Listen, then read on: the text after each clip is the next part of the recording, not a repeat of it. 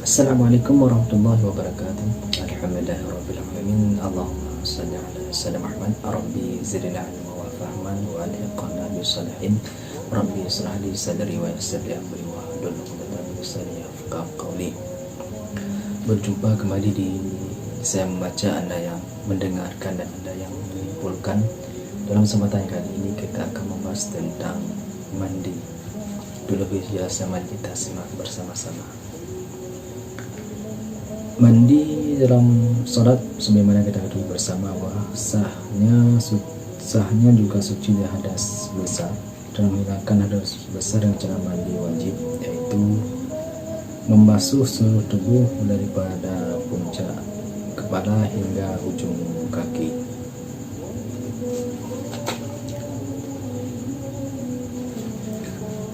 Sebab-sebab yang mewajibkan mandi yang pertama, bertemu dua khitan atau bersetubuh.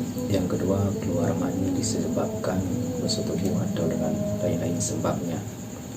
Dan nomor 1 dan 2 dinamakan juga janabah atau junub.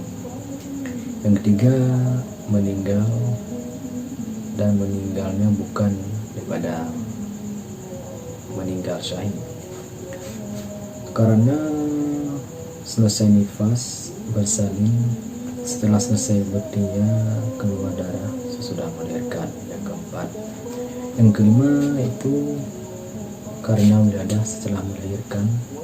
Yang keenam karena selesai haid. Fardu mandi bermaniat berbareng dengan mula-mula membasuh tubuh dengan lafazna nawaitu rusdali rafil hadasi akbari fardalillah ta'ala, yang artinya aku niat mandi untuk menghilangkan hadas besar fardu karena Allah Ta'ala. Yang kedua, membasuh seluruh badan dengan air, yakni merata air ke semua rambut dan kulit. Yang ketiga, menghilangkan najis ada pada tubuh. Yang ke-B, sunnah mandi. Yang pertama, mendahulukan membasuh segala kotoran dan najis seluruh badan. Yang kedua, membaca bismillahirrahmanirrahim pada permulaan mandi. Yang ketiga, menghadap kiblat sewaktu mandi dan mendahulukan bagian kanan daripada yang kiri. Yang keempat, membasuh badan sampai 3 kali. Yang kelima, membaca doa sebagaimana membaca doa sesudah berwudu.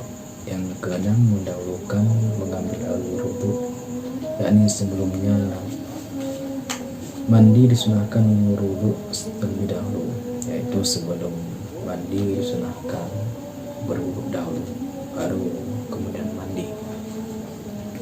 Yang ke-C, larangan bagi orang yang sedang junub. Bagi mereka sedang junub, yakni mereka yang masih berhadas besar, tidak boleh melakukan hal-hal sebagai berikut. Yang pertama, tidak boleh melaksanakan salat.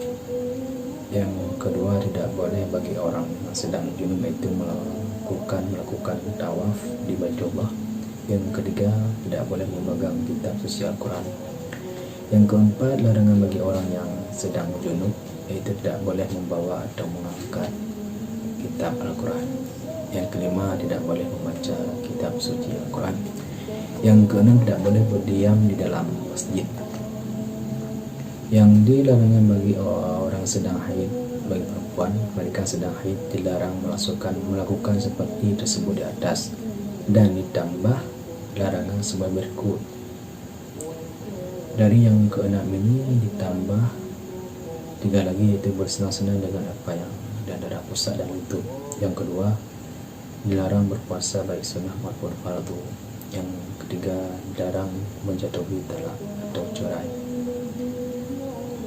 Yang ini 3 ditambah dengan yang pertama, tidak boleh melaksanakan sholat sampai tidak boleh berdiam di masjid. Yang ke-9, tayamum. Arti daripada tayamum ialah mengusap muka, 2 belah tangan dengan debu yang suci. Pada suatu ketika tayamum itu dapat menggantikan wudu dan mandi dengan syarat-syarat tertentu.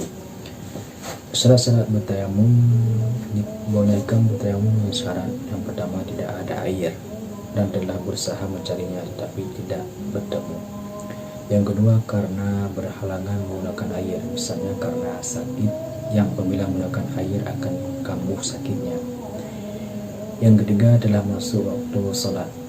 Yang keempat, dengan debu yang suci.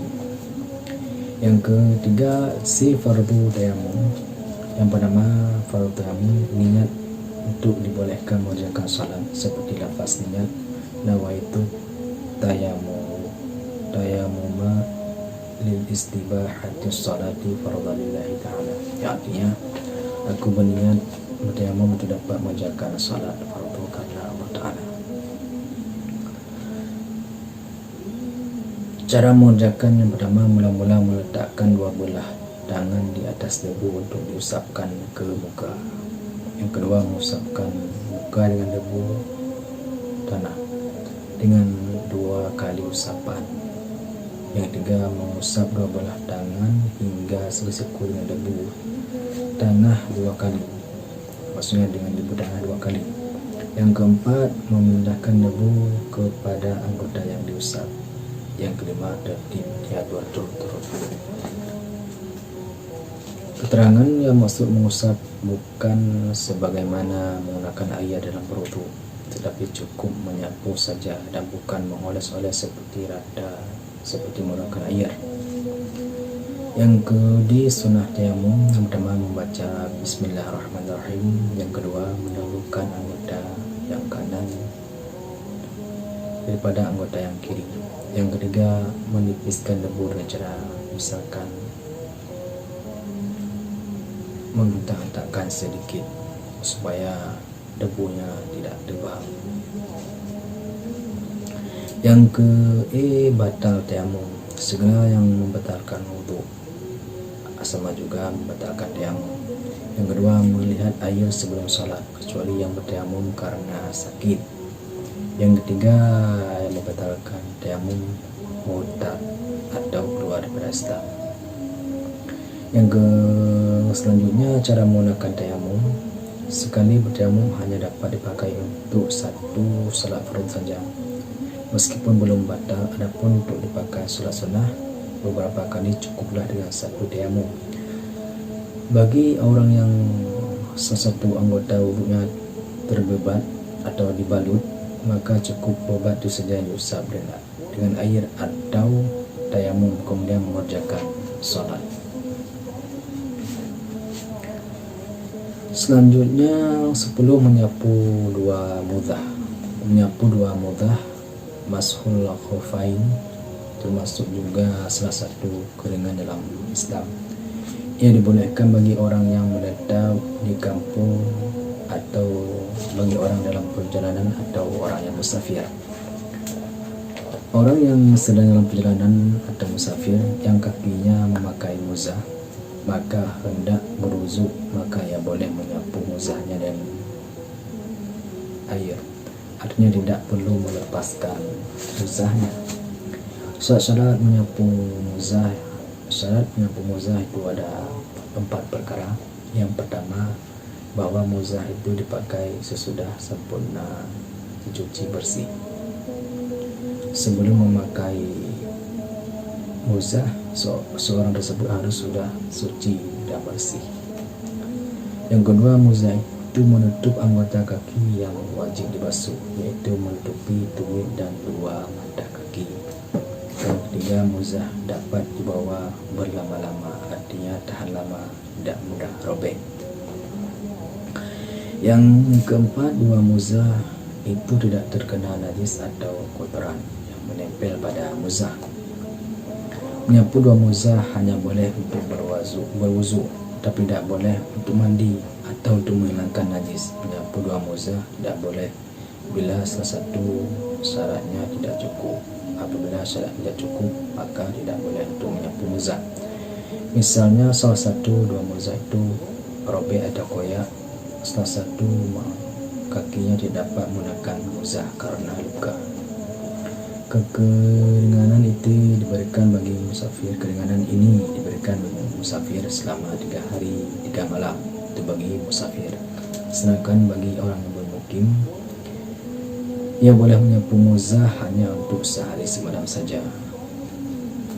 Apa itu muzah? Muzah adalah semacam kaos kaki yang terbuat dari kulit, banyak dipakai oleh bangsa-bangsa Arab dan tidak terdapat di Indonesia, bukan hanya di Arab saja. Mungkin kalau sekarang karena teknologi telah canggih atau sudah transportasi sudah mudah, mungkin ada saja muzah yang diimpor atau diekspor dari Arab ke Indonesia. Mungkin hanya sekian pembahasan daripada mandi, semoga bermanfaat. Wabillahi taufiq wal hidayah. Assalamualaikum warahmatullahi wabarakatuh. Salam Aninanggau.